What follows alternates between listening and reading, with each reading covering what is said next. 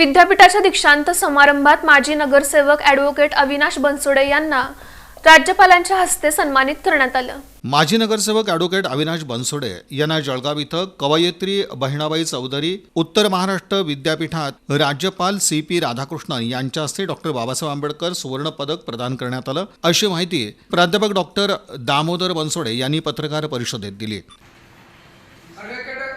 माननीय नगरसेवक ॲडव्होकेट अविनाश बनसोडे यांना कवयित्री बहिणाबाई चौधरी उत्तर महाराष्ट्र विद्यापीठ जळगाव येथे महाराष्ट्राचे राज्यपाल माननीय CP राधाकृष्णन यांच्या हस्ते डॉक्टर बाबासाहेब आंबेडकर सुवर्ण पदक प्रदान करण्यात आलेला आहे।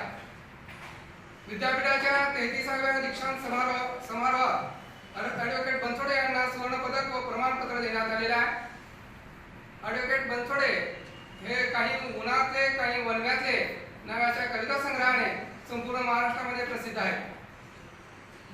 हा कवी वाकळ नावाच्या कवितेने अख्खा महाराष्ट्रभर त्यांची वाकळ नावाची कविता ही गाजलेली होती।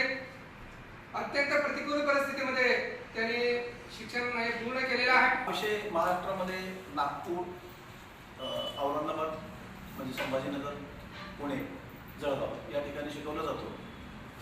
मग ॲडमिशन्स सगळीकडे प्रयत्न केले, परंतु जळगाव विद्यापीठातून मला प्रवेश मिळाला आणि तिथं मी बहिस्थ विद्यार्थी नसून एक रेग्युलर विद्यार्थी म्हणून ॲडमिशन घेतलं।